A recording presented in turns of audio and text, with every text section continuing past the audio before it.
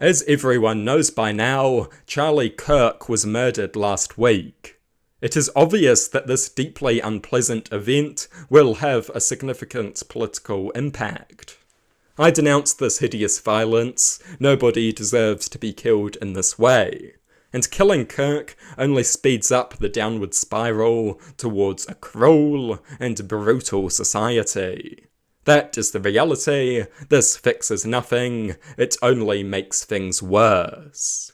Having said that, I feel very limited sympathy for Charlie Kirk, and I certainly won't be pretending that he was some kind of hero. He joked about the brutal attack on Paul Pelosi. He suggested that one of his supporters should pay for Paul Pelosi's attacker to be released from jail.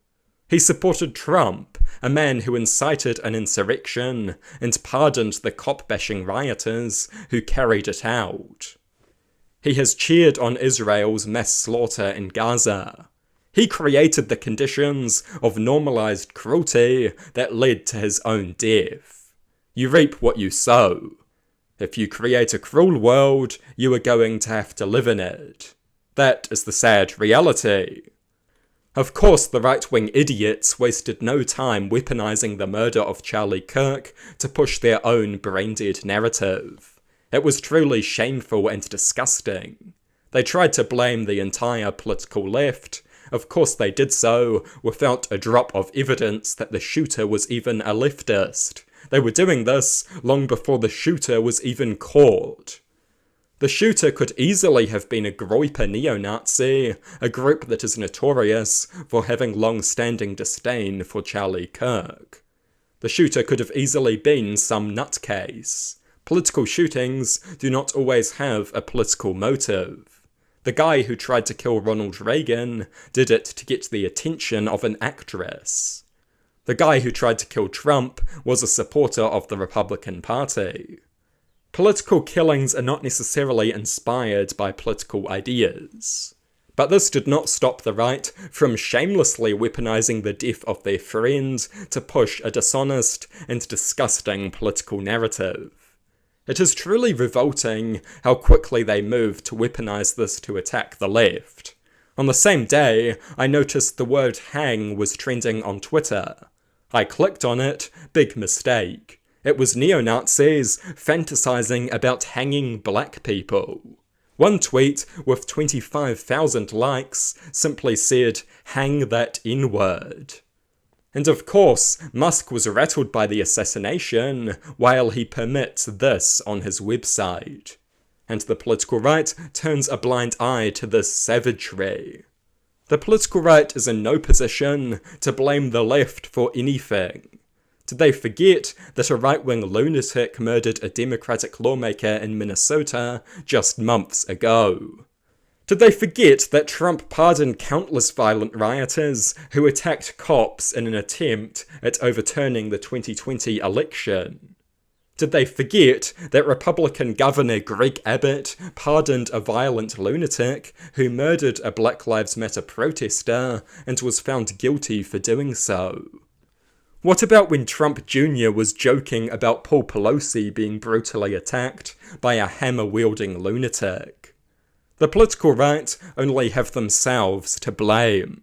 They have spent years normalizing and encouraging political violence. And now they dare to clutch their pearls and blame the political left. They are worthless scum, if ever I saw it. They take no responsibility for anything. And now they are encouraging more violence with endless calls for revenge against the left. Supposedly, the left was to blame because the left call the right Nazis. And the right constantly accuse the left of being Stalinists and Maoists. They have been doing that for decades. They threw these sorts of ridiculous accusations at Barack Obama, for God's sake.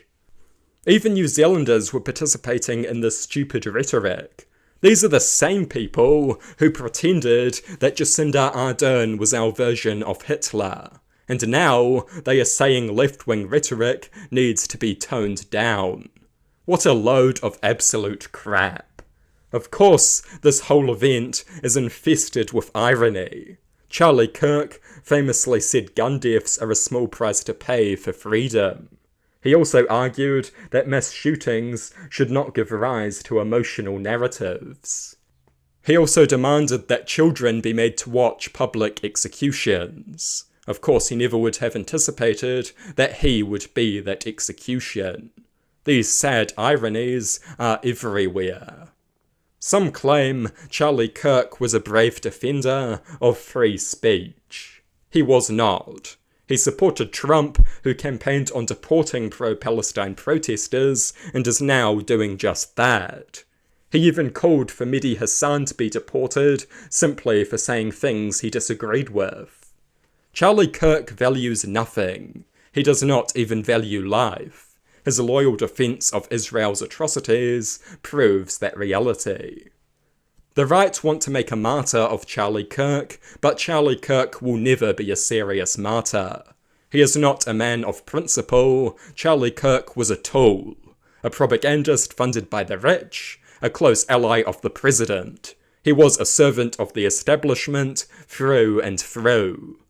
He never said anything that would threaten the people with real power. That is the reality. Defending the wealthy and the powerful was what he existed to do. He was not an intellectual. I never saw him once share an original thought. He was a propagandist who loyally served the most powerful people in the world.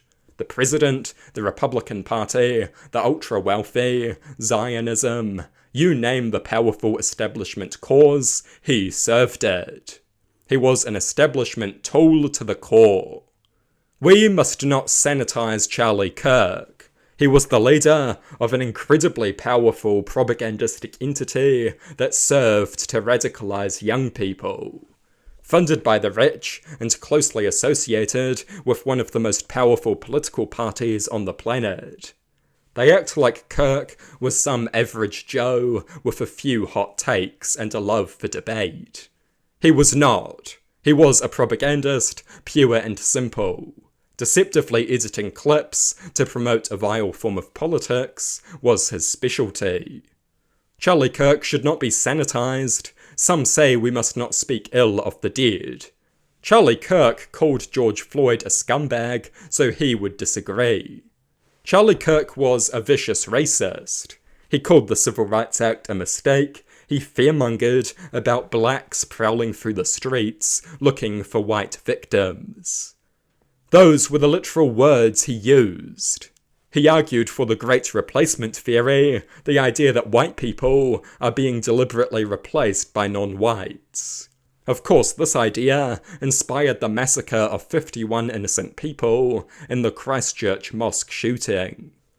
Charlie Kirk had spent recent weeks helping Trump cover up his connections to Epstein's pedophile network.